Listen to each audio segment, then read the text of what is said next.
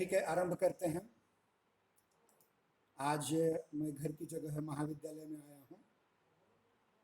BA BSc द्वितीय वर्ष, चतुर्थ सत्र हिंदी द्वितीय भाषा, चतुर्थ सत्र पेपर क्रमांक 4, सामान्य हिंदी भाग 4 के एक पाठ को हम आपके सम्मुख रखने की कोशिश कर रहे हैं। सुनाई दे रहे हैं सभी को? आयशा जी, सुनाई दे रहा है?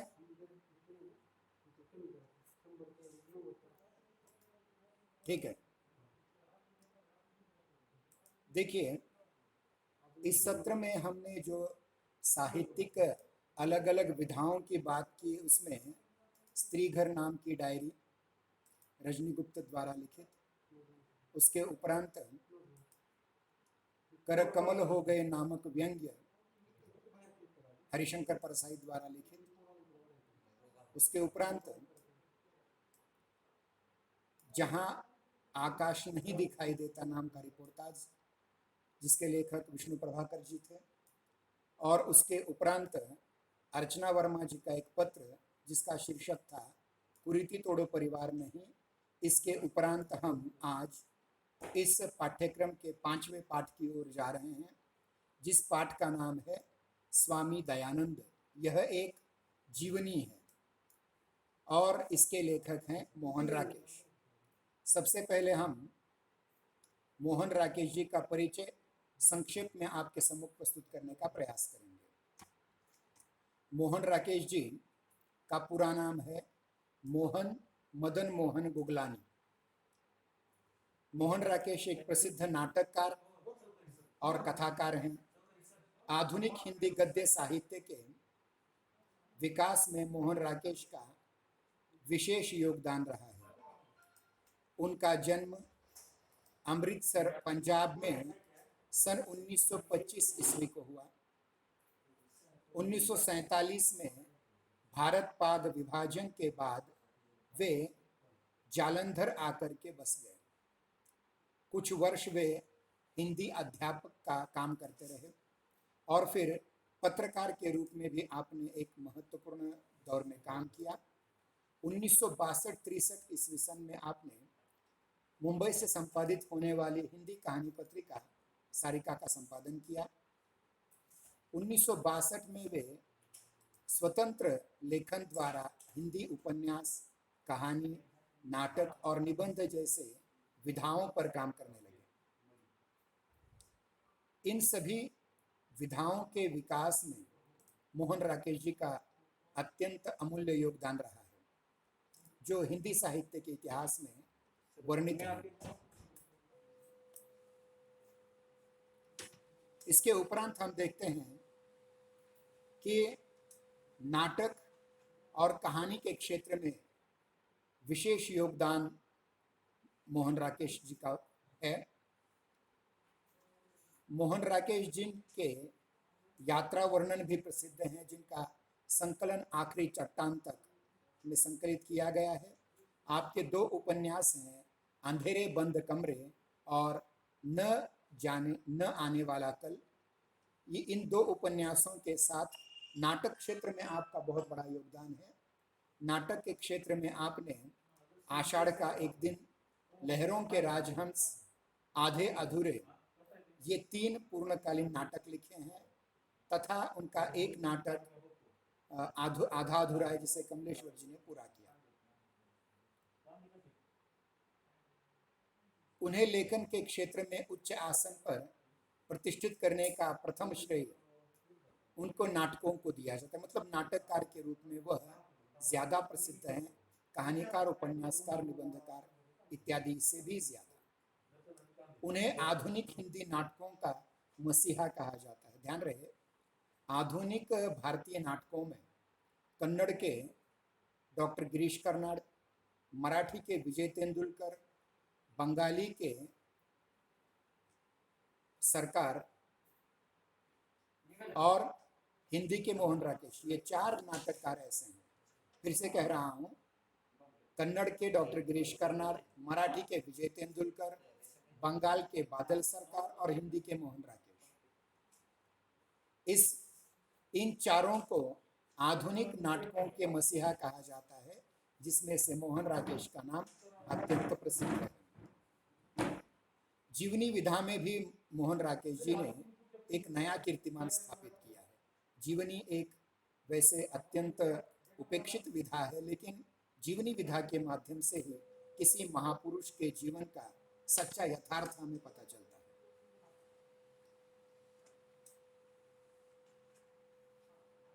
उनकी रचनाओं में आधुनिकतम चुनौतियों से पैदा होने वाले अंतर्द्वंद्व, अंतर संघर्ष और मानसिक यंत्रणाओं का अत्यंत सूक्ष्म चित्रण किया गया है, अत्यंत सूक्ष्म अभिव्यक्ति हुई है।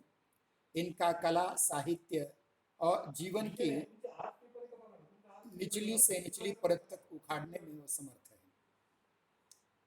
कथ्य और शिल्प दोनों भूमिकाओं पर इनकी शैली कलागत ऊंचाइयों का आभास कराती है। उनका साहित्य 20वीं सदी के उत्तरार्ध के जीवन और साहित्य का प्रामाणिक दस्तावेज है। मोहन राकेश जी के शब्दों में अगर दोहराया जाए, लेखक का वास्तविक कमिटमेंट किसी विशेष विचारधारा से न होकर अपने समय और अपने समय के जीवन से होता है। कमिटमेंट इस शब्द का शब्दशः अर्थ होता है प्रतिबद्धता।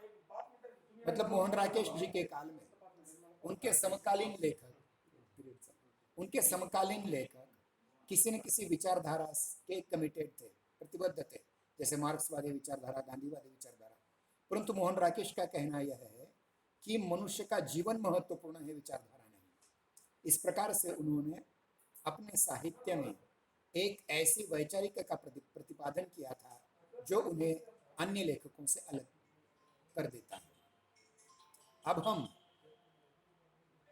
मोहन राकेश लिखित जीवनी स्वामी दयानंद इस पर अधिक विचार करेंगे।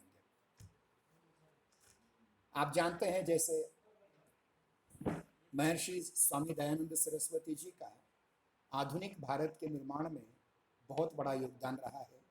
मोहन राकेश जी उनकी जीवनी में किस प्रकार से लिखते हैं, उसको हम आपके सम्मुख रखने का प्रयास करेंगे।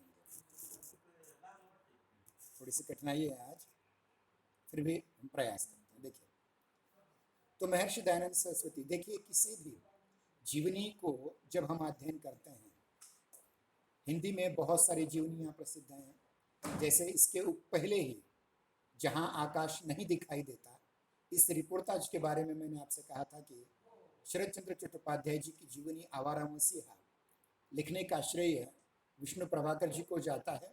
यह एक बहुत बड़ी 20 वर्षों के अनवरत अध्ययन के बाद लिखी गई जीवनी है। ये बहुत कठिन जीवनी, लेकिन जिस जीवनी को हम देख रहे हैं वो एक प्रसिद्ध आधुनिक भारत के निर्माता की जीवनी है, जिनका नाम है स्वामी दयानंद।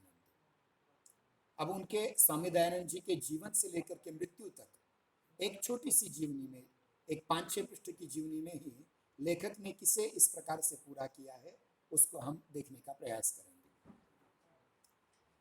काठियावाड़ का एक छोटा सा गांव टंकारा। काठियावाड़ प्रांत कहाँ है? गुजरात के सौराष्ट्र प्रांत का एक छोटा सा हिस्सा काठियावाड़ है। जैसे हम महाराष्ट्र में मराठवाड़ा है, वैसे गुजरात में काठियावाड़ है। और काठियावाड़ का एक छोटा सा गांव है टंकारा। इसी गांव में एक संपन्न भूमिपति, मतलब जमींदार थे, अंबाशंकर तिवारी। वे धार्मिक व्यक्ति थे और पौराणिक रीतियों में बहुत विश्वास रखते थे। सारे विधि विधानों का पालन बहुत ही निष्ठापूर्वक और नियम पूर्वक किया करते थे। उनके यहाँ एक बालक ने जन्म लिया जिसका नाम रखा गया मूल शंकर। पिता की कामना थी कि बालक की शिक्षा ऐसी हो जिससे बड़ा होकर वह घर की परंपरा, जो औदिच्य ब्राह्मण शैव परिवार की जो पौरोहित्य की परंपरा है, उसको आगे बढ़ा कर ले जाए। मूल शंकर 14 वर्ष के थे तभी पिता ने इनसे शिवरात्रि का व्रत करने के लिए कहा। आप जानते हैं, हिंदू धर्म में खास करके शैव संप्रदाय में शिवरात्रि का बहुत महत्व है। इस शिवरात्रि के महत्व में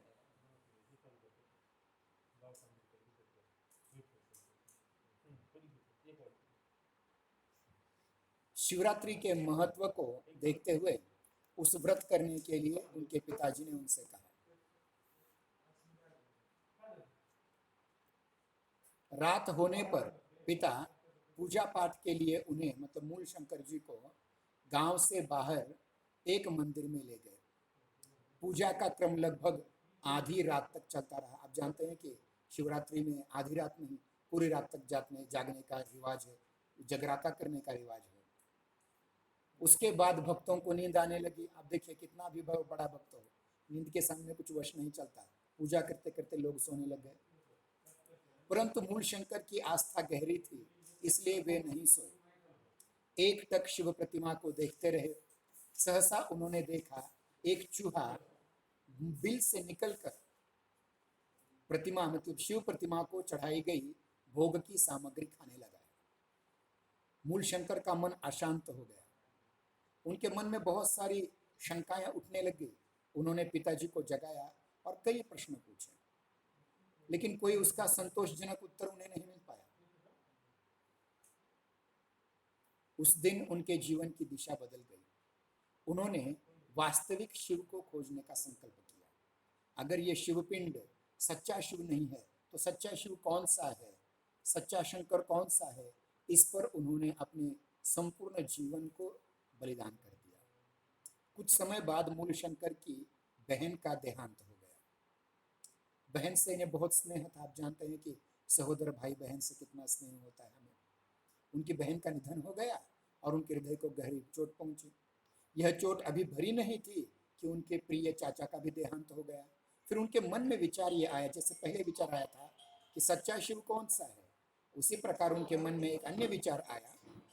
वह विचार था कि मृत्यु क्या है और मृत्यु से बचने के उपाय क्या होंगे। मन में तरह तरह के प्रश्न जगने लगे। इनका मन घर से उचाट हो गया। जीवन की वास्तविकता क्या है, मृत्यु क्या है, पुनर्जन्म क्या है, मोक्ष क्या है, जो बातें सुनी थी उनको समझने का उन्होंने प्रयास किया। सांसारिक स्नेह संबंधों का अर्थ क्या है? मैं जिस बहन के लिए रोया, इस बहन के साथ मेरा क्या संबंध है? मैं जिस चाचा के लिए रोया, इस चाचा से मेरा क्या संबंध है? धर्म व्यक्ति को किस प्रकार निस्तार देता है और धर्म का वास्तविक रूप है क्या? ये हर समय खोए खोए रहने लगे और जब तक अपने प्रश्नों से घर वालों को परेशान करने लगे, निरुत्तर करने लगे, प्रश्न पूछने लगे और इन प्रश्नों का कोई उत्तर उनके पास था ही नहीं। घर के लोगों ने सोचा शायद विवाह कर देने से इनके मन स्थिति में कोई अंतर आ जाए। मूल शंकर ने इस स्थिति को टालने का प्रयास किया, परंतु बस नहीं चला तो वो किसी को सूचित किए बिना घर से निकल पड़े। इधर उधर घूमते हुए वे सिद्धपुर में जा पहुंचे।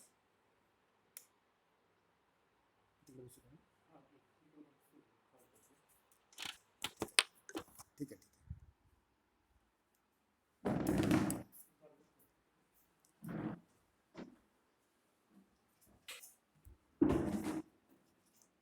थोड़ा सा व्यवधान आ चुका था। ठीक है, हम आगे चलेंगे। इधर उधर घूमने लगे। वे सिद्धपुर पहुंचे।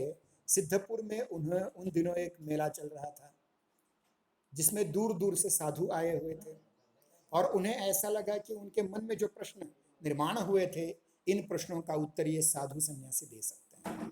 इसलिए उन्होंने इन साधुओं के मार्ग पर चलने के लिए, शांति प्राप्ति के लिए, मन शांति प्राप्ति के लिए इन साधुओं का बाना स्वीकार कर लिया। रात दिन साधुओं के सत्संग में सम्मिलित होने लगे।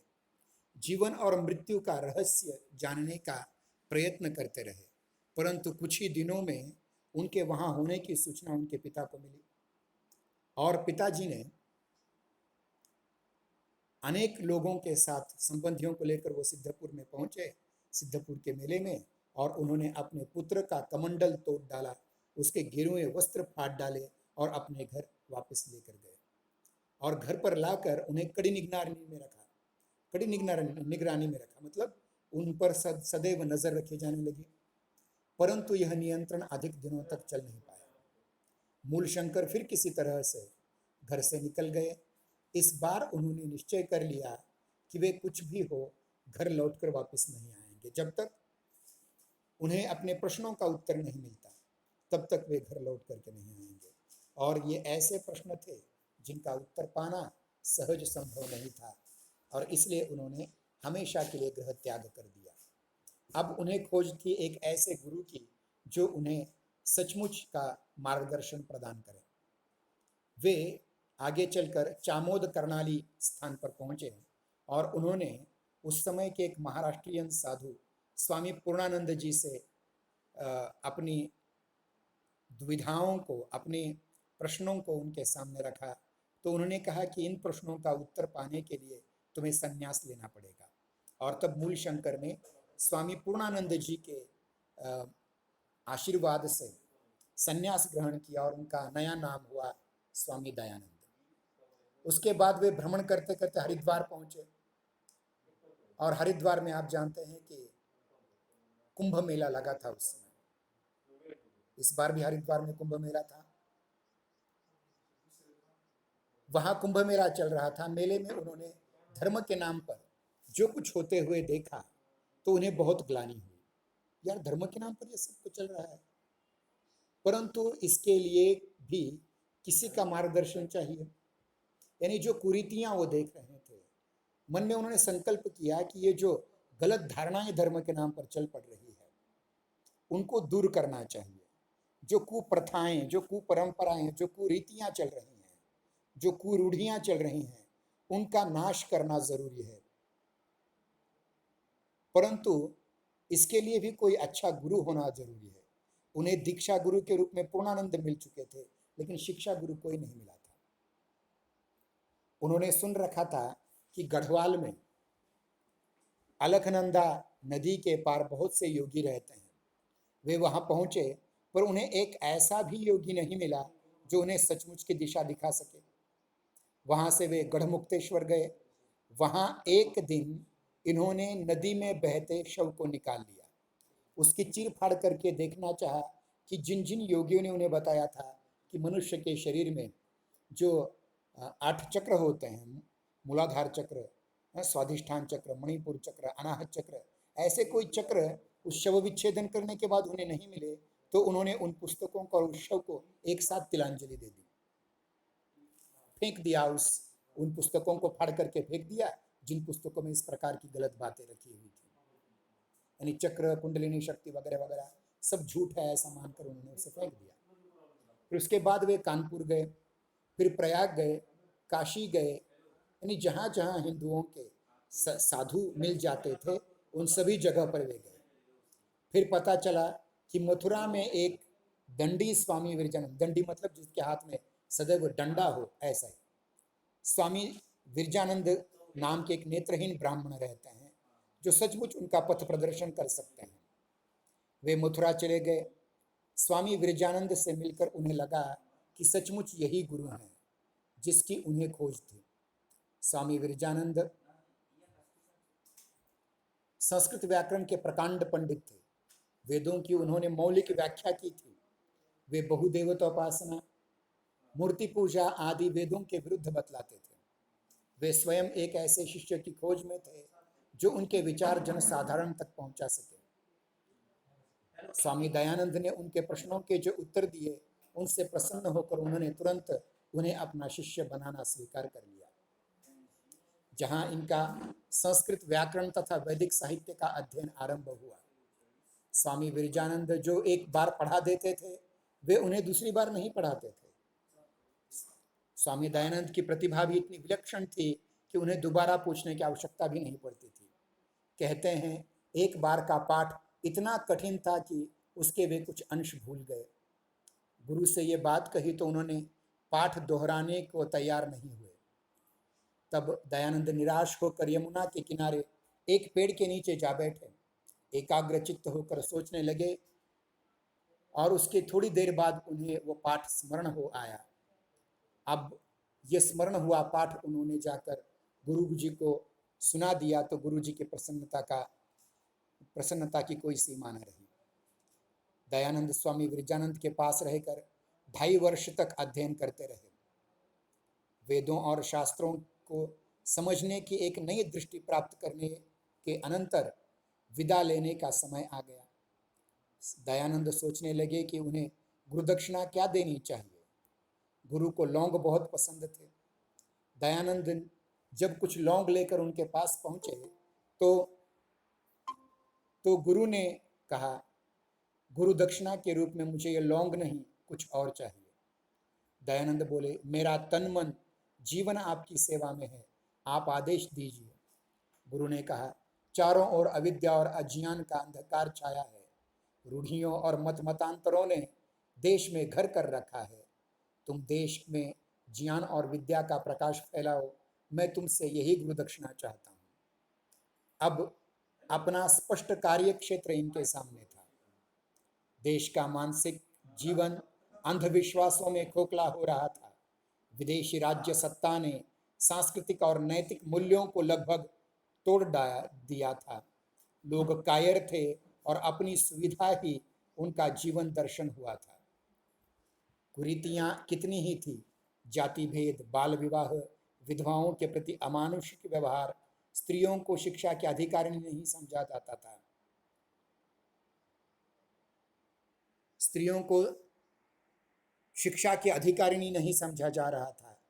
जनता के अज्ञान का लाभ उठाकर ईसाई पादरी तत्परता से उसमें अपने धर्म का प्रसार करने लग गए थे। स्वामी दयानंद ने इन सभी परिस्थितियों के साथ लड़ने का निश्चय किया। सोच लिया कि वे लिखकर, भाषण देकर तथा एक संगठन तैयार करके अपने समय की सामाजिक कुरीतियों से लोहा लेंगे। जब तक समाज में जागृति नहीं आएगी, वे सांस नहीं लेंगे। पूरे देश में उन्होंने भ्रमण करना आरंभ किया। आज यहाँ भाषण तो कल वहाँ शास्त्रार्थ।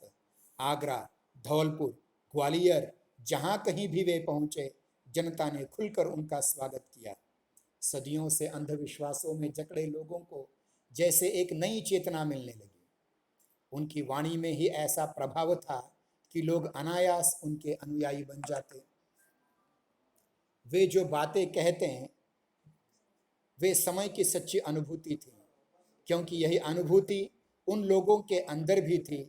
इसलिए उनसे मुखर होकर सामने आने से उन्हें लगता जैसे उनके अपने ही मन की बात कोई दूसरा कह रहा हो। करौली, जयपुर, हर जगह एक सी हलचल, एक सी वैचारिक क्रांति। हर जगह पुराने पंडित वर्ग की ओर से एक जैसा विरोध, परंतु उस विरोध को पराजित करती वही ओजस्विनी वाणी, वही ओज भरी वाणी।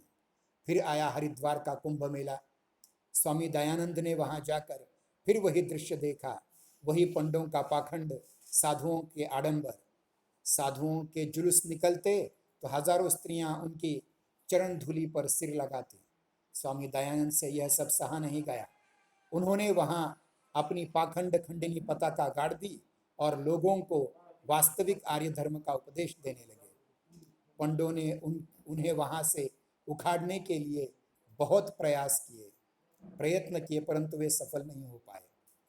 स्वामी दयानंद के सबल व्यक्तित्व और अकाट्य तर्कों के कारण जहां बहुत से लोग उनके शिष्य बन गए, वहां अनेक रूढ़िवादी उनके शत्रु भी हो गए।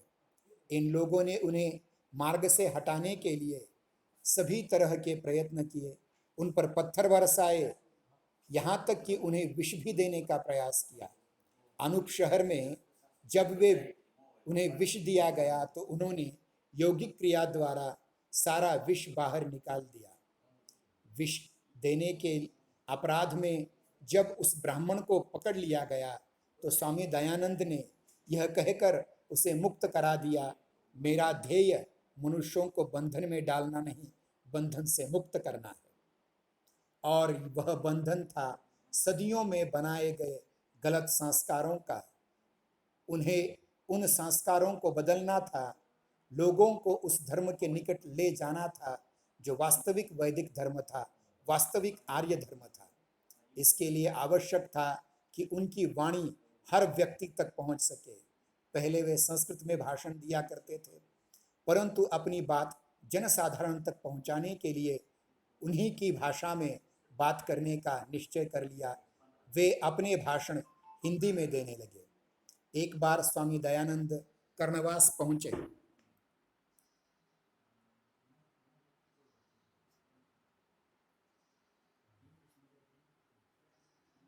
हजारों लोग, उन दिनों वहीं गंगा स्नान का मेला था।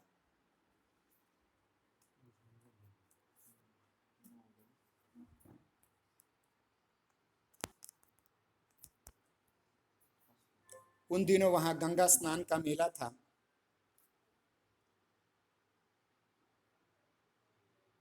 हजारों लोग देश के विभिन्न भागों से वहां स्नान करने के लिए आए हुए थे।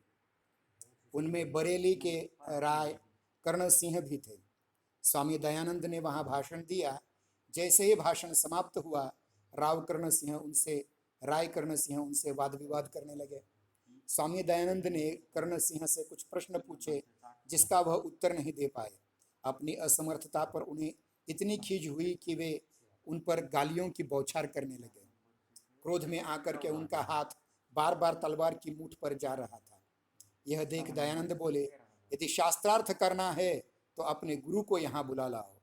यदि युद्ध करने का शौक है तो एक सन्यासी से क्यों टकराते हो?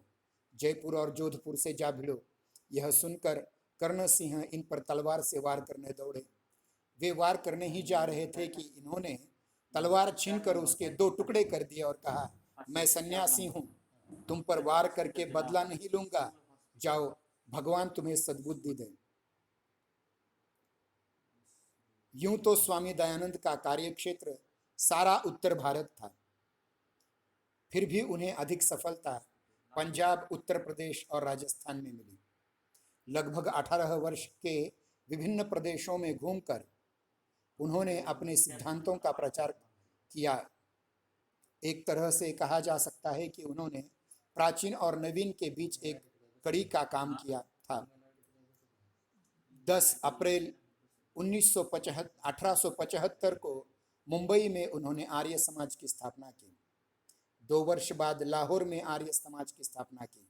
शीघ्र ही इसने एक व्यापक संगठन का रूप ले लिया और उत्तर भारत के प्रायः सभी नगरों और कस्बों में आर्य समाज के अपने मंदिर स्थापित हो गए। इनके शिष्यों की संख्या इतनी बढ़ गई कि उन्होंने यह वैचारिक क्रांति शिक्षा के क्षेत्र में ले जाने का निर्णय लिया। शिक्षा के अतिरिक्त राजनीति को भी एक नई दिशा देने का संकल्प किया गया। इसी उद्देश्य से स्वामी दयानंद के शिष्य स्वामी श्रद्धानंद ने गुरुकुल कांगड़ी की स्थापना की। सन 1883 महाराजा जोधपुर ने स्वामी दयानंद को अपने यहाँ निमंत्रित किया था। वहाँ कई दिनों तक वे महाराजा के अतिथि के रूप में नियमित रूप से जनता को उपदेश करते रहे। वहाँ रहते इन्हें पता चला कि महाराज एक वेश्या से प्रेम करते हैं। इन्होंने इस बात की भर्त्सना की तो वह वेश्या इनकी शत्रु बन गई। रसोई से मिलकर उसने इन्हें भोजन में विष खिला दिया। विष के प्रभाव से इनके सारे शरीर पर फफोले निकल आए। चिकित्सा का अच्छे से अच्छा प्रबंध किया गया, परंतु कोई लाभ न हुआ। सन 1883 की दिवाली का दिन था। स्वामी दयानंद गायत्री मंत्र का उच्चारण करते करते यकायक मौन हो गए। कुछ ही व्यक्ति होते हैं जिनकी मृत्यु उनके जीवन से अधिक क्रांतिकारी सिद्ध होती है। स्वामी दयानंद ऐसे ही व्यक्तियों में से थे। उनकी मृत्यु से कुछ ही वर्षों के अंदर आर्य समाज ने एक अत्यंत सबल आंदोलन का रूप धारण कर लिया। शिक्षा के क्षेत्र में इनके अनुयायियों ने सचमुच एक क्रांति ला दी। स्वामी दयानंद को एक तरह से उत्तर भारत में आधुनिक विचारधारा का प्रवर्तक कहा जा सकता है। सामाजिक, सांस्कृतिक, राजनीतिक तथा धार्मिक क्षेत्रों में उन्होंने जो स्थापनाएं सामने रखी, उन्हीं के आधार पर समाज का मानसिक पुनर्गठन संभव हो सका। जब कांग्रेस का जन्म भी नहीं हुआ था, तभी उन्होंने कहा था कि स्वराज्य के बिना कोई राष्ट्र उन्नति नहीं कर सकता। भाषा के संबंध में उन्होंने कहा था कि अंग्रेजी हमारे संस्कारों की भाषा नहीं है। संस्कृत जनसाधारण से दूर जा पड़ती है, इसलिए हिंदी ही संपूर्ण राष्ट्र की भाषा हो सकती है। गांधी जी के हरिजन आंदोलन से बहुत पहले ही उन्होंने कहा था कि अस्पृश्यता हमारे समाज के लिए घातक है। वर्ण व्यवस्था का स्वीकार करते हुए भी उसका आधार जन्म को नहीं कर्म को माना था। उन्होंने कहा, जन्म से सब बराबर हैं, अपने कर्म से ही व्यक्ति ब्राह्मण, क्षत्रिय, वैश्य या शूद्र बनता है। इसी तरह स्त्री शिक्षा का सूत्रपात तथा विधवा विवाह का समर्थन करके उन्होंने एक पिछड़े समाज को अग्रगामी बनाने में बहुत बड़ा योगदान किया।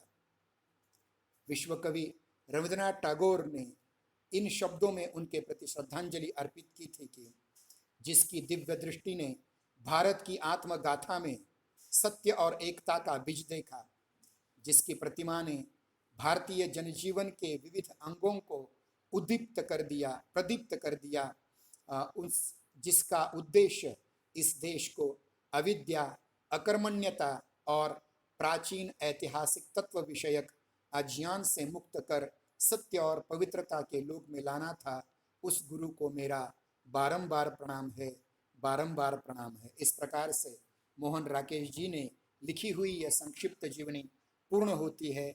इस विषय पर हम कल फिर से आपके सम्मुख कुछ नए विचार रखने की कोशिश करेंगे। तब तक के लिए धन्यवाद।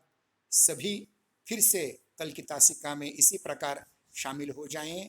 तब तक के लिए जय हिंदी, जय नागरी। धन्यवाद।